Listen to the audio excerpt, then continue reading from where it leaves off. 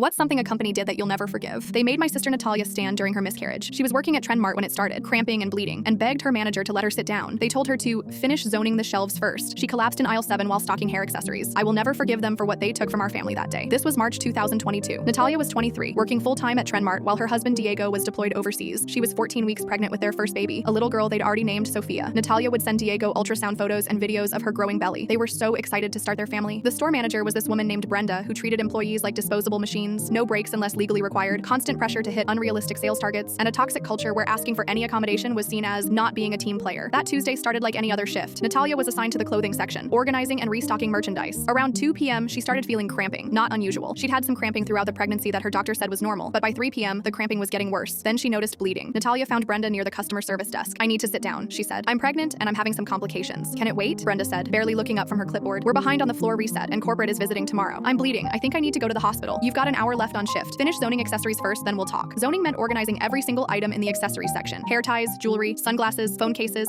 hours of standing, bending, lifting, for a woman who was actively miscarrying. Natalia was too scared to refuse. She was the sole income while Diego was deployed. They needed her job, her health insurance, everything. So she went to aisle 7 and started organizing hair accessories while cramping and bleeding, praying she could make it through the next hour. I was at my job across town when she called me at 3:47 p.m. "Emma," she whispered into the phone, "something's wrong. I'm at work and there's a lot of blood, but they won't let me leave." "What do you mean they won't let you leave? Just go. I can't afford to get fired. Diego's deployment ends in 2 months and we need the insurance for the baby. Natalia, you need to get to a hospital right now. Let me just finish this section, then I'll ask again." That was our last conversation. 20 minutes later, another employee found Natalia unconscious on the floor in aisle 7, surrounded by hair clips she'd been trying to organize. Blood everywhere. The ambulance arrived 8 minutes later. By the time I got to the hospital, the doctors had already told her the baby was gone. All that bleeding, all those hours of cramping while she stood organizing merchandise, Sophia was gone. The next day, Natalia called Trend Mart to report that she'd be out recovering from pregnancy loss. Brenda's response: "This is really inconvenient timing with the corporate visit. When will you be back?" When Natalia explained she'd need at least a week to recover physically and emotionally, Brenda said she'd have to check with HR about unexcused absences and whether this qualified for medical leave. HR's response: "She should have spoken up sooner about the severity of her condition." They tried to deny her medical leave claim, saying she hadn't provided adequate notice of a medical emergency. They docked her pay for the day she miscarried because she left early without completing assigned tasks. I've never felt rage like that in my life. This company literally forced my sister to stand and work while she was losing her baby, then blamed her for not communicating better about her miscarriage. We found an employment lawyer who took the case on contingency. Trend Mart eventually settled for $340,000 rather than face a public trial about their treatment of pregnant employees. But money doesn't bring back Sophia. Money doesn't heal the trauma of being told your pregnancy loss was inconvenient. Brenda was quietly transferred to another store. HR sent a company-wide email about new policies supporting expecting mothers without ever acknowledging what happened to Natalia. Natalia quit 2 months later. She couldn't walk into that store without seeing aisle 7, without remembering organizing hair clips while her daughter was dying. Diego came home early from deployment and held her while she cried for weeks. They're expecting again now, a little boy due in January. But Natalia has PTSD from the miscarriage. She can't shop in retail stores without having panic attacks. She's terrified something will happen to this baby too. I've never set foot in a Trend Mart since that day. I never will.